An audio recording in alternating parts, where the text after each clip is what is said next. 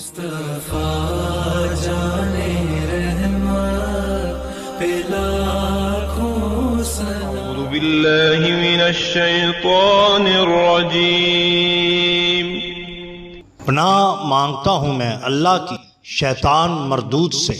بسم الله الرحمن الرحيم شروع اللہ کے نام سے جو بڑا مہربان نہایت رحم والا ہے۔ دا باٹم لائن کے ناظرین کرام السلام علیکم۔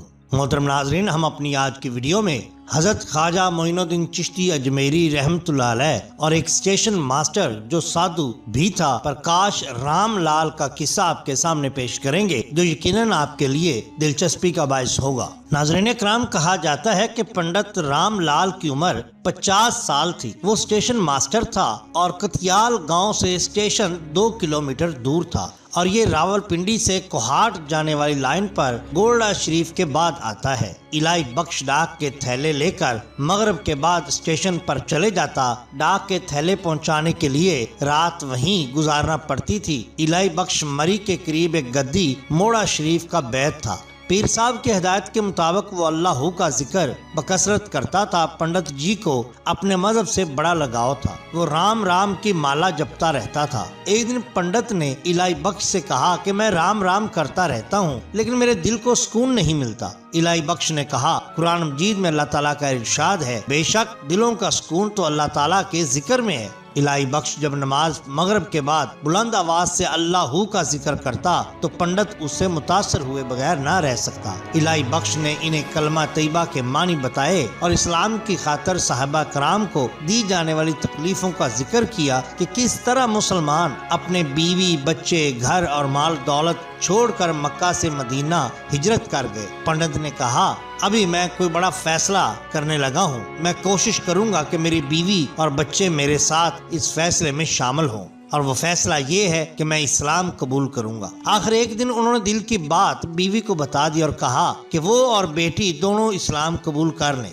لیکن بیوی نے ان کی بات سن کر رونا دھونا شروع کر دیا اور کہا کہ اپنا مذہب چھوڑنے کی غلطی نہ کرنا۔ اگلے روز ان کی بیوی نے اپنے بیٹے کو جو لاہور میں زیر تعلیم تھا بذریعہ ٹیلی گرام بلوایا اور اسے بتایا کہ وہ گوجر خان سے اپنے ماموں کو لے آئے۔ اس نے کہا، اگر آپ نے فیصلہ نہ بدلا تو میں اپنی بہن اور بھانجے بھانجی کو ساتھ لے جاؤں گا۔ پنڈت نے کہا، اگر یہ اسلام قبول نہیں کرتے تو میرا ان کا رشتہ ویسے ہی ختم ہو جائے گا، تم انہیں لے جانا چاہو تو لے جاؤ۔ وہ سب پنڈت سے رخصت ہو کر چلے گئے۔ پنڈت نے صرف اپنی بیٹی کے سر پر آخری دفعہ ہاتھ پھیرا اور نمناک آنکھوں سے انہیں رخصت کر دیا۔ اس دن سے پنڈت نے نماز یاد کرنا شروع کر دی اور الہی بخش نے انہیں نماز کا طریقہ سکھا دیا۔ 3 دن بعد جمعہ مبارک تھا، چنانچہ قبول اسلام کے لیے یہ دن مقرر کیا گیا۔ یہ بات گاؤں سے نکل کر ارد گرد کے دیہات میں پھیل گئی کہ کتیال کے جامعہ مسجد میں ایک ہندو مسلمان بننے جا رہا ہے۔ کتیال کے جس جگہ پر جامعہ مسجد تھی اس کے ارد گرد ہندوؤں کا قبضہ تھا، اس لیے مسلمان اپنے ساتھ چھوٹے موٹے ہتھیار بھی لے آئے۔ چند ایک گھوڑیاں بھی آ گئیں۔ قریبی تھانے میں بھی اطلاع کر دی گئی، چنانچہ دوپہر کو پولیس گارڈ بھی پہنچ گئی۔ پنڈت جی نے 1 بجے اسٹیشن سے روانہ ہونا تھا۔ باہر لوگوں کا ہجوم جمع ہو چکا تھا۔ جب وہ سفید کپڑے پہنے اسٹیشن سے نکلے تو فضا نعرہ تکبیر سے گونج اٹھی۔ ایک صاحب نے گھوڑی پیش کی، دوسرے نے پگڑی سر پر رکھ دی۔ تقریباً 200 کے قریب لوگوں کا جلوس گاؤں کی طرف روانہ ہوا۔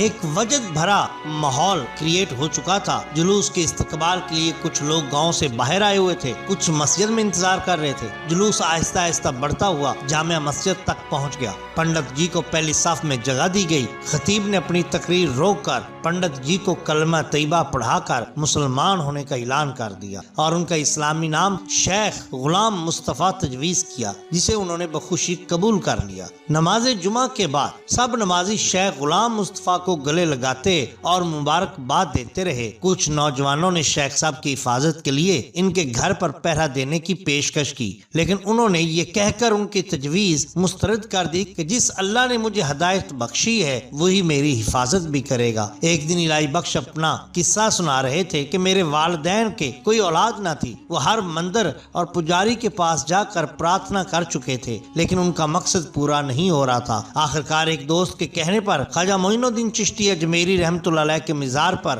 حاضری دینے گئے اور دعا کر کے واپس آ گئے۔ رات خواب میں ایک بزرگ کی زیارت ہوئی، انہوں نے والد صاحب کو بیٹے کی پیدائش کی خوشخبری دی اور ساتھ ہی کہا کہ ہونے والا بچہ ہمارا ہوگا۔ والد صاحب اس خواب کو کبھی نہ بھولے۔ جب میں ذرا بڑا ہوا تو مجھے اپنے دھرم کی طرف راغب کرنے کی کوشش کی گئی، لیکن شروع سے ہی مذہبی مطالعہ میرا دلچسپ مشغلہ بن گیا۔ کچھ عرصہ بعد میرے والد صاحب فوت ہو گئے۔ میرے دل میں بار بار خواہش ہوتی کہ اجمیر شریف جاؤں اور اس بزرگ کے مزار پر حاضری دوں جس کی برکت سے میں دنیا میں آیا۔ میں اجمیر شریف پہنچا تو وہاں کی دنیا ہی نرالی تھی۔ ہندو، سکھ، مسلمان سب خواجہ جی کے دربار پر حاضری دے رہے تھے اور اپنے اپنے عقیدے کے مطابق دعا مانگ رہے تھے۔ میں جب بھی اجمیر شریف حاضری دیتا ہر دفعہ مجھے اپنے اندر ایک تبدیلی کا احساس ہوتا، جیسے خواجہ جی مسلسل مجھے اپنی طرف کھینچ رہے ہیں۔ وقت گزرنے کے ساتھ ساتھ میں کتیال اسٹیشن پر آ گیا اور 1 سال کے اندر ہی مشرفہ بے اسلام ہوا۔ اس کے بعد شیخ غلام مصطفیٰ نے سروس سے ریٹائرڈ ہو کر کتیال گاؤں میں ہی رہائش اختیار کر لی۔ مسجد میں آپ نے قرآن مجید پڑھ لیا، پینشن کی جو رقم ملی وہ دینی طالب علموں پر خرچ کر دیتے۔ 3 سال بعد کچھ دن بیمار رہ کر اس جہان فانی سے کوچ کر گئے۔ ایک صاحب دل نے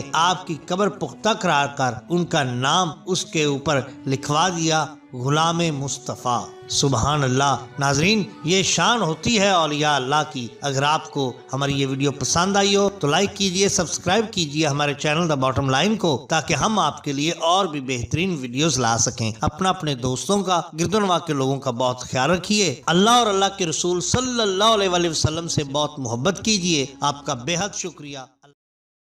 اللہ